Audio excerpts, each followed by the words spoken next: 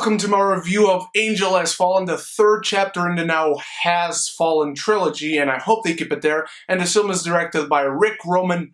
Wow. Wow? I don't know how to say that. And the film, of course, stars Gerard Butler as Secret Service agent Mike Banning, who is now framed for attempted murder of the President of the United States, who is now played by Morgan Freeman, but in the last one it was Aaron Eckhart, and unless I'm forgetting something that happens in London Has Fallen, there's a missing dot here. I was not looking forward to this film, guys. The trailers looked mediocre, the trailers looked like they were stretching this franchise to its biggest length. And it does. There are some fun moments to be had. Whilst the first one is a great homage to Die Hard, and the second one kind of stands on its own, but is not as good, this one tries to be a modern take on The Fugitive, except it tries to be a 90s cheesy action film, while The Fugitive, which came out back in the 90s, tried to be realistic, modern. This one does not try that. Look, I love Gerard Butler. I love him more than most people do. I'll always look forward somewhat to movies just because he is in them. I was looking forward to freaking Geostorm of all movies. He's just fine in this one. He does what he has to do. I don't think he has much of a script to work with, but he's Gerard Butler. He's the same guy I knew from the previous two movies, which I personally really did enjoy, again, especially Olympus Has Fallen. Acting-wise, I think everyone does a good job. I have a lot of problems with the script, though. Let's talk about Nick Nolte, because the dude doesn't know which movie he's in. And I mean that in a great way. The dude is going for the freaking Oscar, man. The dude gives the best performance in the film, bar none. He is freaking spectacular. And I like how they deal with this kind of father-son relationship. There's some good banter there. There are some attempts at good drama, but the actual good drama, or as good as it gets drama, comes in with Mike dealing with his PTSD and his concussions and whatnot, his physical and mental drainage from all these years of working for the president and going on these special missions and recuperating after Olympus Has Fallen and London Has Fallen. It takes a lot away from him, and I like the film addresses and deals with that. And that's it. Those are the positives. Let's get going now. This film does not look good. I mean, does not look good in any way, shape, or form. The CGI does not look good. The green screen...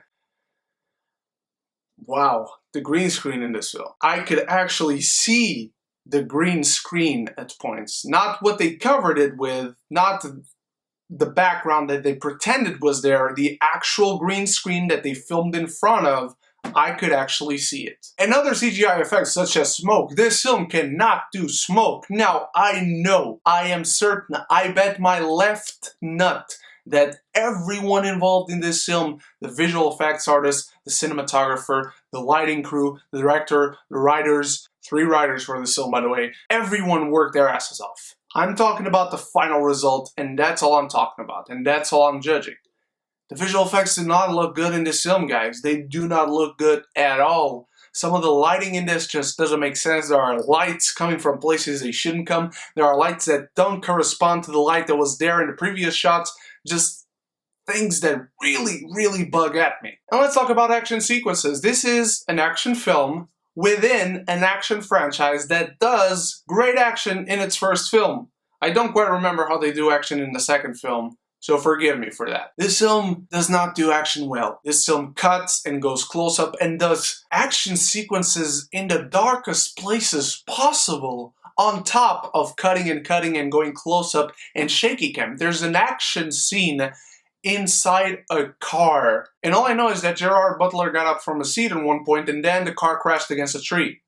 I don't know what happened between those two moments. Although I gotta say, when Nick Nolte comes in, his first moments on screen, it's like Kevin McAllister is now 80 years old and he's living in the middle of the forest, middle of nowhere, West Virginia. If you've enjoyed the previous 2 entries of this franchise, I'd probably say to give this one a chance. This movie is not looking to invent the wheel. It's not looking to reinvent the wheel. It's not looking for subtlety. It's not looking for commentary even. This film is very obvious in terms of the context that it was created in.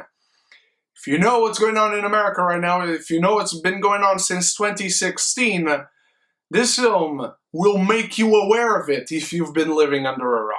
That's the type of film you're dealing with, folks. It's also very blatant. It's actually one of those films that has this mystery, but it actually works to freaking tell you the mystery before the big reveal. Not like breadcrumbs that you can connect the dots with at the end of it. They actually tell you blatantly. It's actually the screenwriter screaming at you what the big secret and what the big reveal is coming on later in the film. Again, don't expect nuance in the performances, in the characters, in the story, and what the story is trying to say. Hell, I don't think the story is trying to say anything.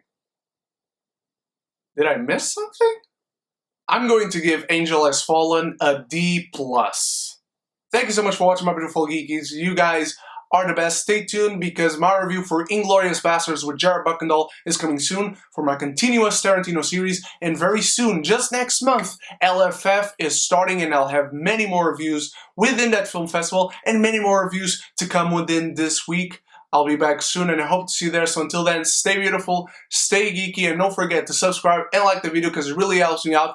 Thank you for 2,000 subscribers. And so until the next video, love each other and love the movies.